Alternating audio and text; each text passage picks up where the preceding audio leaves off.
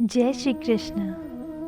कितने अजीब होते हैं लोग, गलत साबित होने पर भी माफ़ी नहीं मांगते, बल्कि आपको गलत साबित करने में अपनी पूरी ताकत लगा देते हैं। ना मुझसे बेवजह झुका जाता है और जहाँ मेरी ज़रूरत ना हो ना वहाँ मुझसे रुका जाता है।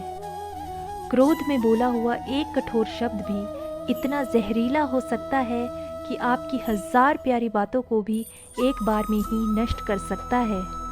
आजकल सादा समस्या ना सुनने के कारण ही उत्पन्न होती है। भगवान ने हमें 2 कान और 1 मुंह दिया है, जिसका अर्थ है कि हम जितना बोले उसका 2 गुना सुने। आप गौर किए होंगे कि जो व्यक्ति कम बोलते हैं उसकी इज्जत ज़्यादा होती है। कम बोलने वालों को लोग ज्ञानी व्यक्ति मानते हैं।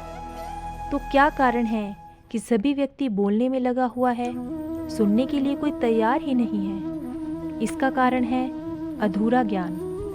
अधूरा ज्ञान के कारण सभी लोग अपने आप को ज्ञानी समझ रहे हैं। किसी व्यक्ति को बिना मांगे ज्ञान या सलाह ना दे, यह आपके लिए नुकसानदायक है। श्री कृष्ण कहते हैं कि बोलने के लिए दुनिया में लाखों शब्द बने हैं, लेकिन मौन रहना सबसे अच्छा जवाब है। मौन रहना एक साधना है जो हर कोई नहीं कर सकता। श्री कृष्ण कहते हैं, जितना हो सके कम बोलो। यदि एक शब्द से काम चल जाए तो एक वाक्य मत बोलो। यदि मौन रहने से काम हो जाए, एक शब्द भी मत बोलो, क्योंकि कम बोलने से कई फायदे हैं। डॉक्टर कहते हैं कि बोलने से ऊर्जा खर्च होती है। आप जितना ज़्यादा बोलेंगे उतना आपके शरीर की ऊर्जा खर्च होगी। जितना कम बोलेंगे उतना ऊर्जा शरीर में बची रहेगी। इसलिए जितना हो सके कम बोलो। ज़्यादा बोलने से कई बार हमारे मुंह में से ऐसे शब्द निकल जाते हैं जो अगले का दिल तोड़ देते हैं।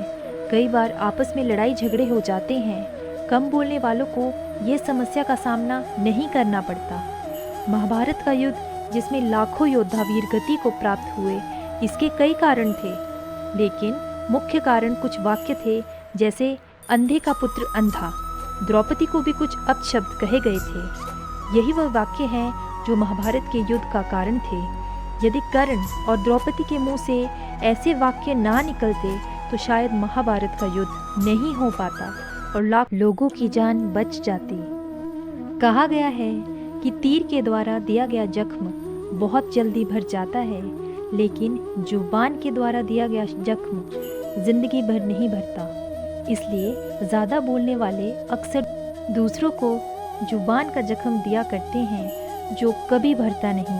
इसलिए कम बोलो। डॉक्टर, वकील, बड़े बड़े स्टार बोलने के पैसे लेते हैं, तो फिर आप बिना मतलब मुफ्त में क्यों बोलते हैं? आप अपने आप को इस प्रकार बनाएं कि लोग आपको बोलने की आग्रह करें, तभी बोले। कई लोग कम बोलना चाहते हैं मगर बोल नहीं पाते, क्योंकि वह पिछले कई सालों से ज़्यादा बोलते आ रहे हैं। ये आदत एक दिन में छूटने वाली नहीं है, इसलिए आपको इसका प्रयास करना होगा। बोलने से पहले सोचें, क्या इसे बोलना ज़रूरी है? जब आप सोचेंगे तो आप बोलेंगे या नहीं बोलेंगे। प्रत्येक रात सोने से पहले इस बात पर विचार करें कि आज दिन में आप कितनी बार बोले, क्या बोले, क्या वो बोलना आवश्यक था? आपको पता लगेगा कि आप पूरे दिन में से 80% से ज़्यादा अनावश्यक बात जो ज़रूरी नहीं थी आपने बोली। आपको अपनी गलती का एहसास होगा और आपको ज़्यादा बोलने की आदत छूट जाएगी। धन्यवाद। जय श्री कृष्ण। राधे राधे।